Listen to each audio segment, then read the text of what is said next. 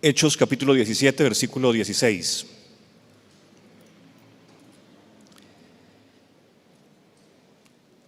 Hechos 17, verso 16. Mientras Pablo los esperaba en Atenas, su espíritu se enardecía viendo la ciudad entregada a la idolatría. Así que discutía en la sinagoga con los judíos y piadosos, y en la plaza cada día con los que concurrían. Y algunos filósofos de los epicúreos y de los estoicos disputaban con él. Y unos decían: ¿qué querrá decir este palabrero? Y otros: parece que es predicador de nuevos dioses, porque les predicaba el evangelio de Jesús y de la resurrección. Y tomándole le trajeron al Areópago, diciendo: ¿podremos saber qué es esta nueva enseñanza de que hablas? Pues traes a nuestros oídos cosas extrañas. Queremos pues saber qué quiere decir esto. Porque todos los atenienses y los extranjeros residentes allí en ninguna otra cosa se interesaban sino en decir o en oír algo nuevo. Entonces Pablo, puesto en pie en medio del Areópago, dijo: varones atenienses, en todo observo que sois muy religiosos,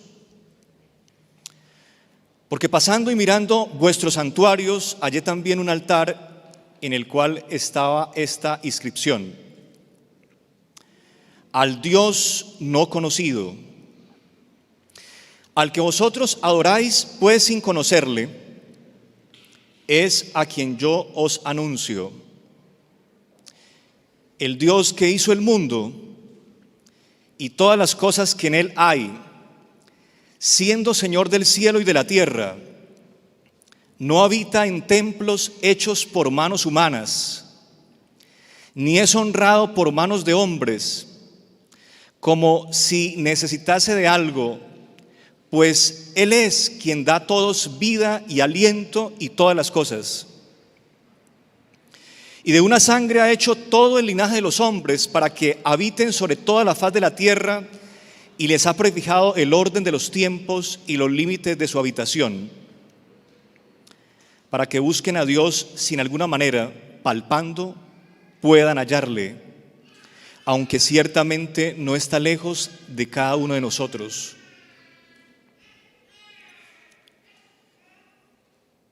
Porque en Él vivimos y nos movemos y somos, como algunos de vuestros propios poetas también han dicho, porque linaje suyo somos. Siendo pues linaje de Dios, no debemos pensar que la divinidad sea semejante a oro, o plata, o piedra, escultura de arte y de imaginación de hombres. Pero Dios, habiendo pasado por alto los tiempos de esta ignorancia, ahora manda a todos los hombres en todo lugar que se arrepientan, por cuanto ha establecido un día en el cual juzgará al mundo con justicia, por aquel varón a quien designó, dando fe a todos con haberle levantado de los muertos. Pero cuando oyeron lo de la resurrección de los muertos, unos se burlaban y otros decían: ya te oiremos acerca de esto otra vez. Y así Pablo salió de en medio de ellos, mas algunos creyeron juntándose con él, entre los cuales estaba Dionisio, el Areopagita, una mujer llamada Dámaris, y otros con ellos. Señor, queremos que en esta mañana tu Espíritu nos acompañe, para que limpie nuestros corazones, porque los de limpio corazón te verán, Señor. Y para que Él nos ayude a entender esta inscripción: al Dios no conocido, Al que vosotros adoráis pues sin conocerle, es a quien yo os anuncio. Al Dios no conocido. Vamos a hacer un acometimiento de este pasaje que técnicamente se llama un acometimiento lexicológico, es decir, con palabras. Vamos a atender a ciertas palabras fundamentales del pasaje para identificar cuál es el sentido fundamental del pasaje. Cuando uno, por la ayuda del Espíritu Santo, puede identificar cierta palabra, cierta expresión, esa expresión se convierte en código de contenido del pasaje, sintetiza, tiene toda la genética del pasaje. Y lógicamente la expresión que vale la pena alumbrar es al Dios no conocido, al Dios no conocido. Pero antes de identificar esa palabra que pudiera ayudarnos a entender, a deconstruir y a analizar esta expresión al Dios no conocido, conviene hablar un poco del ambiente histórico del pasaje. Atenas, siglo I después de Cristo. Atenas es lo que quedó de un imperio. Es asombroso que lo único que permanece estable en nuestro mundo son los principios de Dios. Daniel oró una vez: Señor, bendito sea tu nombre por los siglos de los siglos, porque tuyos son el poder y la sabiduría. Tú quitas reyes y pones reyes, mueves los tiempos y las edades,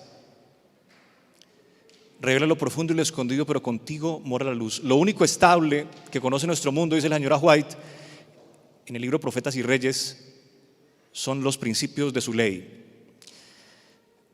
Hoy Grecia es uno de los países que, aunque está en la Unión Europea, es uno de los países con una economía muy despreciable, uno de los países pobres de Europa.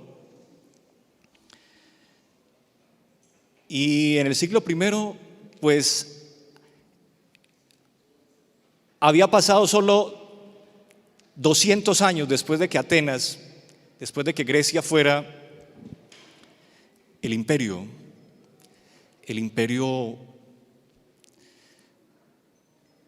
que todavía hoy se lee, que está en todas las tesis doctorales. Atenas es como si hoy miráramos a Londres para poder entender un poco la circunstancia histórica de Atenas.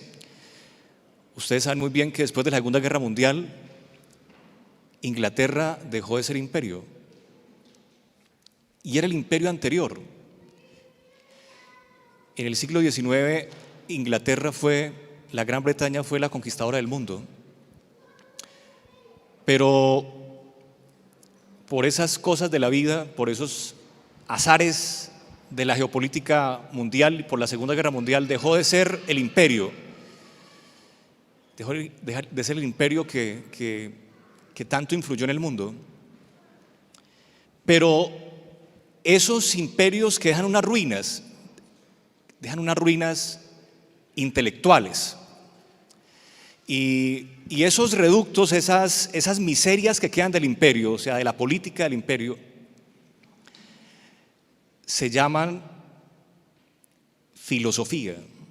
Lo que queda políticamente de un imperio es el conocimiento del imperio. Así pasó con Egipto también. Cuando dejó de ser imperio, cuando dejó de ser fuerza política, entonces nos queda un beneficio intelectual. O sea, cada vez que se pierde un imperio, ese imperio con su muerte deja el nacimiento de una cultura, de un conocimiento. También el imperio islámico, que empezó en el siglo VIII, un imperio de fuerza, un imperio religioso, pero nos dejó la matemática, las grandes bibliotecas en la África subsahariana, en Mali, en Tombuctú, bibliotecas islámicas, la influencia en España de los moros, el enciclopedismo árabe. Y acá tenemos a una Atenas que no tiene los defectos propios del imperio actual, sino que tiene nostalgia política, pero que está desarrollada en toda su intelectualidad. O sea, es un momento importantísimo para un imperio. A ver, es como un ser humano no puede ser al mismo tiempo bonito e inteligente. Difícilmente, porque como los dos valores generan atracción, entonces el sujeto que ostenta el valor pues se enfoca en cualquiera de ellos y no puede estar enfocado en los dos. Lo mismo le pasa a un imperio no puede ser poderoso e intelectualmente influyente. Miren, estamos en el siglo II, en el siglo I después de Cristo, y Atenas y Grecia dejó de ser imperio desde el siglo II antes de Cristo, a la mitad del siglo II antes de Cristo, 200 años antes había dejado de ser imperio. Pero ustedes saben dónde estudió el emperador romano, el primer emperador romano, Octavio, en Atenas, que empezó a gobernar en el 27 antes de Cristo. El primer emperador romano estudió en Atenas, porque ya había dejado de ser un imperio influyente, poderoso, políticamente hablando, pero estaba en el momento más protagónico de su capacidad intelectual. Traía una dialéctica de unos 500 años de influjo filosófico. Y Pablo llega a ese momento de la historia de la cultura griega.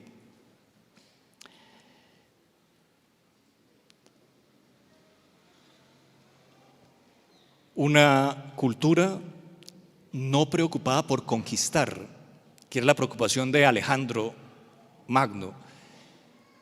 Era una cultura preocupada por ser.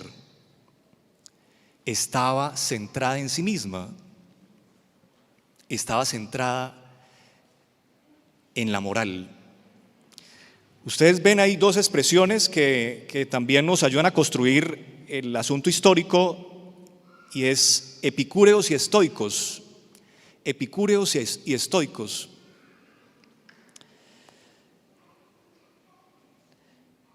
O sea, estaba en el momento moral de Grecia, el momento moral de la filosofía. La filosofía tuvo tres momentos: la preocupación por lo cosmológico, por el origen del universo, los llamados presocráticos, Anaxímenes, Anaximandro, Anaxágoras, Leucipo, Demócrito, todos esos pensadores que se preocuparon por las cosas fuera de ellos. Y luego viene una corriente preocupada por quién es el hombre, qué es el hombre, cómo es el hombre, la corriente socrática. Pero después de esa corriente apareció lo que parece más aportante de la filosofía griega, que es el tema ético, aunque se inició con Sócrates. Pero tenemos acá los dos representantes. La Biblia, miren, la Biblia, amigos y hermanos, no es un texto que lo leen las personas que andan de manga corta, con zapatos de los 60 y con corbata. No es un texto que lo leen los ignorantes. Para poder leer la Biblia, nosotros necesitamos por lo menos saber ugarítico, fenicio, moabita, cananeo antiguo, hebreo, arameo, acadio. Para leer el Nuevo Testamento necesitamos saber griego clásico, griego koiné, griego ático, copto, latín. Y la Biblia es un monumento histórico milagroso, porque no hay un texto que nos ofrezca tanta información del pasado como la Biblia. Por ejemplo, si usted quiere conocer la cultura egipcia, no la puede encontrar en Alejandría, no la va a encontrar en la biblioteca de Serapis, porque los romanos destruyeron la biblioteca. No la va a encontrar en algunos archivos escondidos de Egipto, porque los musulmanes, el Islam destruyó, quemó toda esa información. ¿Saben dónde usted puede encontrar un mejor entendimiento de Egipto? No es ni siquiera en las pirámides, en la Biblia. La Biblia es el material paleográfico más importante para alumbrar Egipto, porque la información que hay en Egipto toda se quemó, la mayor parte se quemó. Pero mire el dato que nos está dando la Biblia hoy, un dato historiográfico impresionante, y es que nos dice que existía un movimiento llamado epicureísmo y otro estoicismo, que fue como la síntesis del pensamiento griego. Eran movimientos eminentemente morales, éticos. El uno era de ética material, el epicureísmo, el otro era ética formal. La ética material es la que se basa en los deseos, en las pasiones. Entonces los epicureos son los mismos hedonistas, el hedonismo que nosotros también malentendemos hoy, porque nosotros creemos que el hedonismo solo está centrado en el placer, pero no es solamente el placer. Hay un concepto que resume muy bien el pensamiento hedonista o epicúreo, y es que ¿qué es lo correcto? Esa siempre es la pregunta, ¿cierto? La pregunta ética: ¿qué es lo correcto? ¿Qué es lo bueno? ¿Qué es lo malo? Lo correcto, ¿qué es? Para los epicúreos, lo correcto es esto. Lo correcto es todo lo que me permita placer. Todo lo que me produzca placer, eso es lo correcto. Todo lo que produzca placer. Y entonces dicen algunos, no, ese es hedonista, y a veces utilizamos mal el término por no entender bien las reflexiones de Epicúreo. Pero acá hay otra parte que es conveniente revisar en el pensamiento epicúreo, y es que todo lo que me produce placer, pero lo que me evita el dolor, ¿sí? En el equilibrio, todo lo que me produce placer, pero me evita el dolor. Y si un placer me produce dolor, es malo ese placer. Los estoicos tenían una forma de ver el mundo más eudemónica, o más formal, o sea, más de las ideas, más del pensamiento. Lo bueno es bueno porque es bueno, no porque me produce placer. Una ética formal, una ética de las ideas, una ética de la forma. Pero con esos dos movimientos se encuentra Pablo. Ahora, nosotros al leer este pasaje pensamos que los filósofos son los mismos filósofos de la posguerra, de la Segunda Guerra Mundial para acá, que son eminentemente ateos, o los filósofos del comienzo del iluminismo francés y europeo. Pero estos filósofos, estos pensadores, esta cultura no era atea en absoluto, era altamente religiosa, altamente religiosa. Ya tenemos el ambiente. Ahora, en esa cultura religiosa aparece una inscripción: al Dios no conocido. Al Dios no conocido. ¿Por qué había un Dios no conocido? Versículo 29, siendo pues linaje de Dios, no debemos pensar que la divinidad sea semejante a oro, plata o piedra, escultura de arte o imaginación de hombres.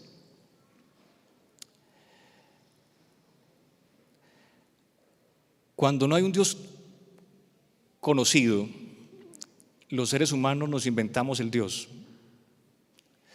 Los dioses se forman porque el ser humano los imagina.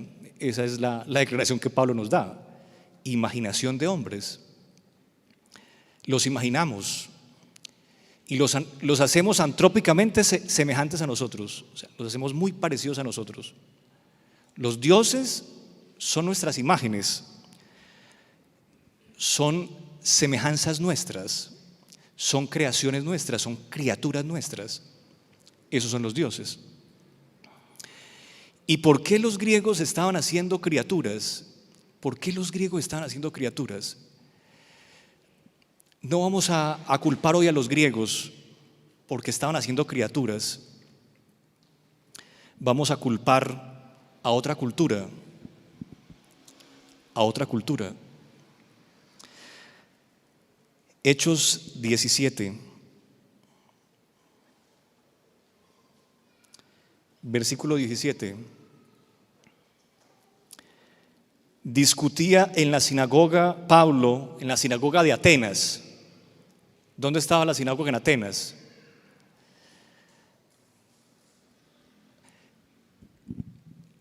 Los atenienses tenían un Dios no conocido porque los adventistas de la época estaban encerrados en una sinagoga discutiendo.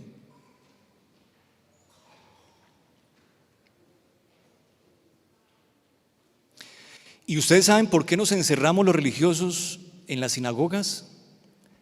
Para huir de Dios.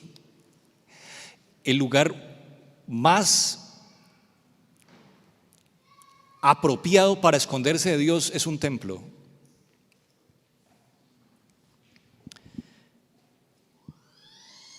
Y los religiosos no le mostraban a los de afuera al Dios no conocido porque ellos tampoco lo conocían. Entonces, no solamente la inscripción estaba en los santuarios atenienses, paganos, católicos, pentecostales, no solamente la inscripción estaba ahí, la inscripción estaba en la sinagoga. De hecho, ni siquiera estaba la inscripción.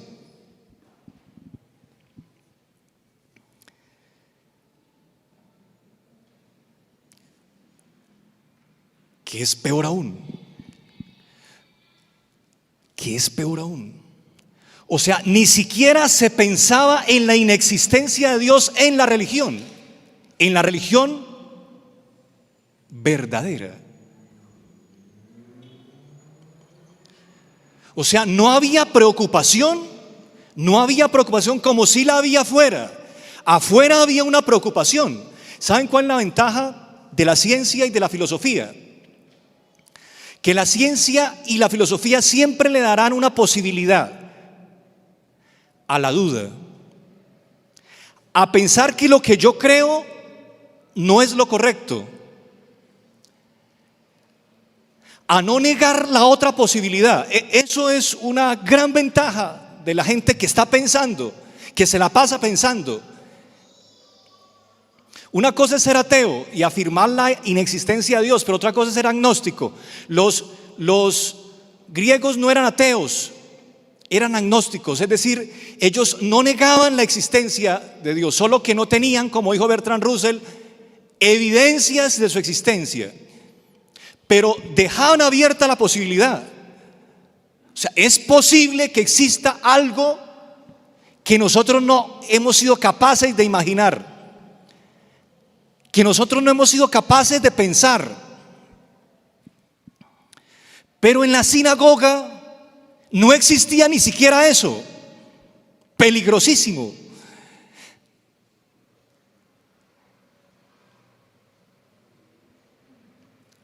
No estaba la inscripción.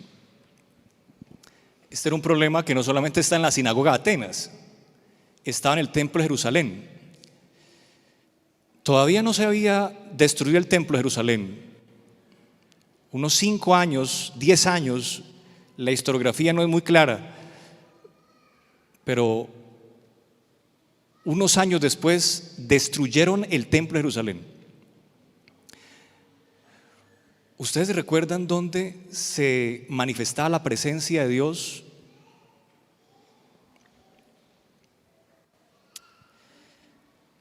En el lugar santísimo, en el arca.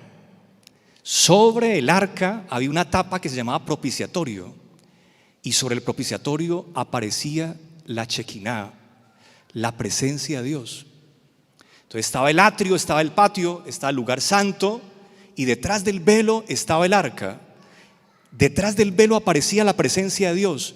Ustedes saben qué había en la época de Jesús cuando Él vino a la tierra, cuando se rompió ese velo. Ustedes saben qué había detrás del velo. ¿Qué había detrás del velo cuando Pablo fue a Atenas? ¿Qué había en Jerusalén detrás del velo? Una piedra. Una piedra. Porque, como ustedes saben, cuando destruyeron Jerusalén en el año 587-586 antes de Cristo, pues unos judíos piadosos tomaron el arca, que era un arca sagrada, era un receptáculo sagrado, y lo escondieron, lo desaparecieron. Entonces, después del cautiverio, en el segundo templo, cuando Zorobabel viene, los judíos, para reemplazar ese artefacto sagrado, porque es que esa arca era la misma arca que estuvo en el desierto. O sea, era el arca con la que hablaba Aarón. Dios se manifestaba en el arca y hablaba Aarón con ella, y Moisés hablaba con el Señor desde el tabernáculo de reunión. Se desapareció. Y entonces los judíos pusieron una piedra detrás del velo.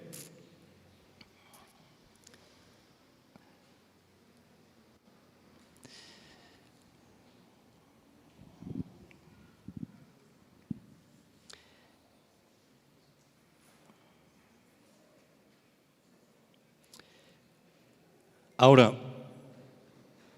vamos a identificar la palabra que nos ayuda como a terminar de entender la expresión. Versículo 29. Siendo pues linaje de Dios, no debemos pensar. Y la palabra es pensar. La palabra es pensar. Entonces vamos a imaginarnos el ambiente de los templos de atenienses. Y Pablo entra en los templos y entonces encontraba una figura de Zeus, ¿cierto? Un dios eminentemente sexuado, el padre de los dioses. Encontraba a Hades, encontraba a Poseidón, por hablar de la Trinidad ateniense.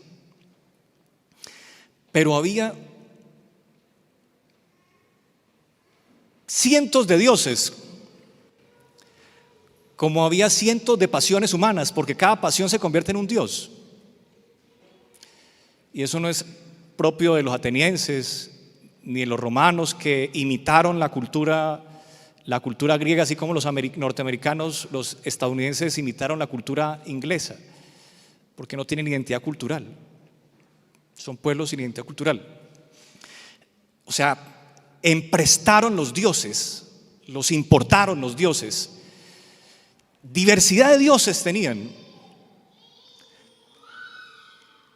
Si en la casa gobernaba la mamá, entonces adoraban a Afrodita.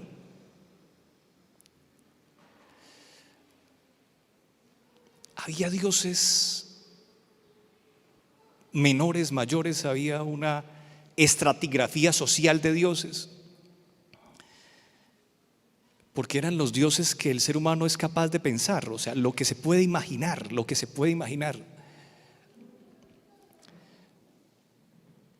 Pero había un espacio vacío. O sea, sobre todos los altares había unas esculturas de oro, de plata, de piedra, pero había un altar que estaba vacío,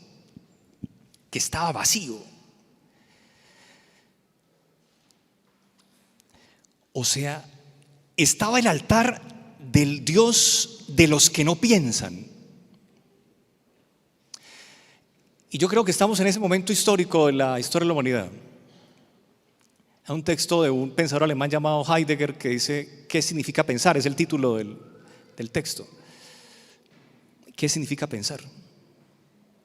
Eso ya lo contestó Immanuel Kant varios años antes, pero lo que dice Heidegger, y que hoy lo podemos entender fácilmente en nuestra cultura, es que el ser humano no está pensando.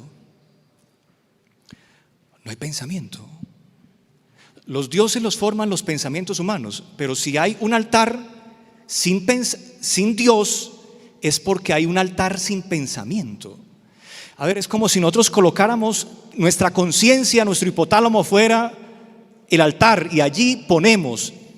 Y a veces nosotros somos muy politeístas y pasamos de un Dios a otro. Por ejemplo, nosotros también nos imaginamos a Dios, al Dios verdadero nos lo imaginamos y hacemos esculturas de ese Dios. Nosotros también somos politeístas.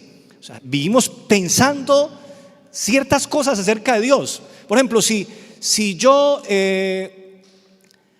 me equivoqué, ¿cierto? Si yo fracasé, si estoy en pecado, entonces el Dios mío se llama el Dios de la misericordia. Pero si otro se equivocó, si a otro hay que castigar, entonces es el Dios de la justicia. Entonces cambiamos de Dios, como que pasamos la veladora de un altar a otro en nuestra mente. Pero terrible en este momento de la historia de la humanidad es que el altar está vacío. No hay pensamiento. No hay pensamiento. Y claro, esta cuarta revolución industrial nos ha hecho un aporte increíble para paralizar el pensamiento. De hecho, es radiar el cerebro permanentemente con una luz artificial. Eso paraliza la conciencia. Ustedes saben que en la primera revolución industrial, estamos viendo la cuarta revolución industrial, la revolución del tapaboca, la revolución de la nanotecnología, la religión de la virtualidad. Pero en la primera revolución industrial que se libró allá en Inglaterra, los niños los amarraban a las máquinas. ¿Y sabe quiénes los amarraban? Pastores protestantes. Ellos eran dueños de empresas, de industrias, y ellos amarraban a los niños a las máquinas. Los niños del campo, estamos hablando de Inglaterra, en el siglo XIX, a comienzos del siglo XIX, hasta mitad del siglo XIX, amarraban a los niños a las máquinas para que no se fueran a comer, para que no tuvieran tiempo para comer. Le limaban los dientes para que no comieran mucho. Utilizaban mucho a los niños, en esa revolución utilizaron mucho a los niños porque los niños tenían un cuerpo pequeño y se podían meter entre las máquinas grandes a limpiar las máquinas. Esta cuarta revolución industrial también es una revolución enfocada en la nueva generación, en los niños. En la primera revolución industrial, los niños estaban amarrados a las máquinas. En esta cuarta revolución, las máquinas están amarradas a los niños. Desde las 6:30 de la mañana, los niños están viendo clases por internet. Y eso genera pues un efecto neurológico importante, y es que la radiación, la parte del cerebro que nosotros vemos se llama el ojo, los ojos. Entonces están los niños radiados, le radian el cerebro permanentemente. Luz artificial enfocando toda su atención en el cerebro para hipnotizar. Pero no es solamente eso, ¿cierto? Ese es uno de los factores nomás de esta experiencia que tenemos y de la cual debemos estar muy alertas. Miren, los 10 hombres más ricos del mundo son los que están dominando la información, la tecnología. Y este fenómeno que estamos viendo es un fenómeno propio de una revolución agendada, tecnológica. Nos están matando a los ancianos porque a ellos no les interesa la tecnología, y nos están amarrando a los niños a las máquinas porque ellos son los únicos que pueden asumir con facilidad la nueva cultura. Pero los hijos de los empresarios más importantes del mundo, los dueños de los conglomerados económicos, no dejan que sus hijos vean más de un día, más de una hora y un día a la semana internet. ¿Saben dónde están siendo educados los niños en Europa? Los hijos de los magnates rusos, los hijos de los príncipes de las pocas monarquías que quedan, en el Instituto Le Rossi, donde les enseñan agricultura, donde les enseñan a cocinar a los niños, donde les enseñan deportes y donde les apagan el internet. No existe internet en el lugar. Ese es uno de los factores que nos llevan a pensar por qué no estamos pensando. Estamos quitándole los dispositivos de conciencia a los seres que van a formar parte de la nueva generación. Pero los adultos los adultos no necesitamos eso. Nosotros estamos sobredistraídos. Desde generaciones estamos sobredistraídos. El problema es que eso no se da con los atenienses. El problema es que estamos viviendo esa experiencia en la sinagoga.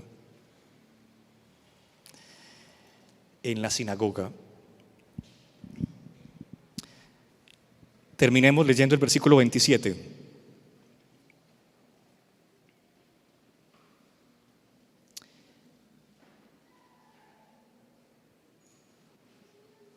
Para que busquen a Dios. Para que busquen a Dios.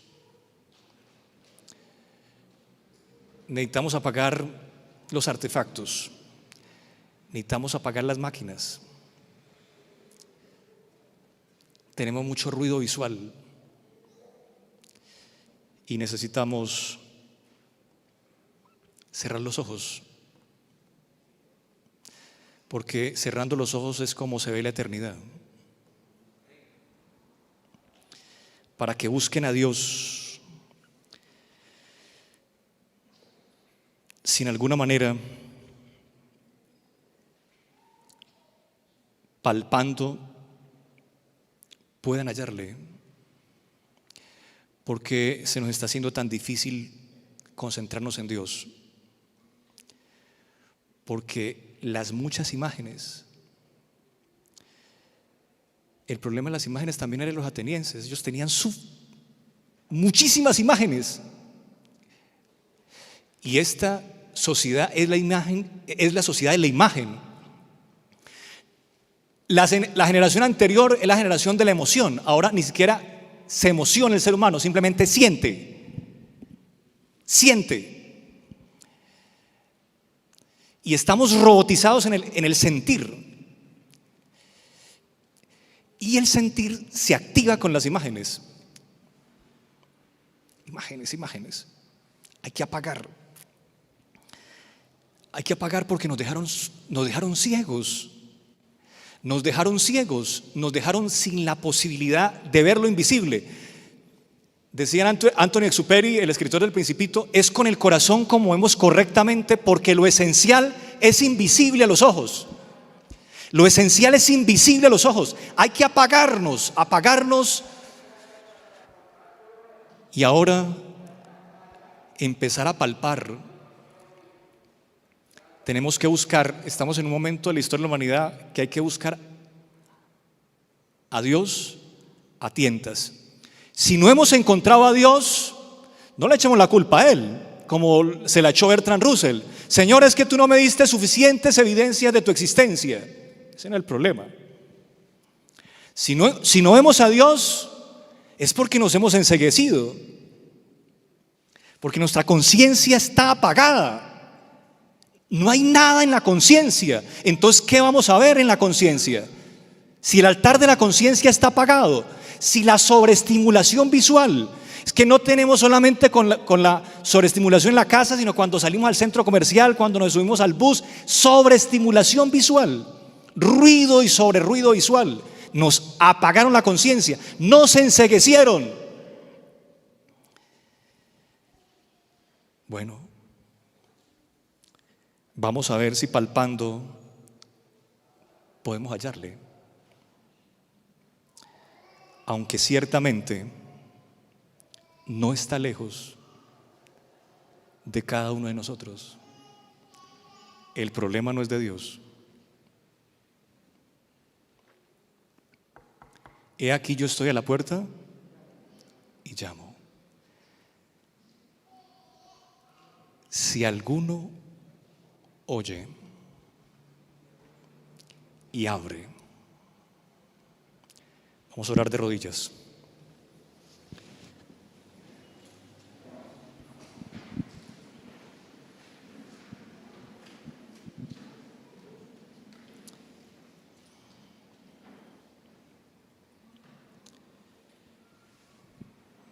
Conozcamos al Eterno, insistamos en conocerlo. Su venida está tan segura como el alba, como la lluvia temprana y tardía que refrigeran la tierra.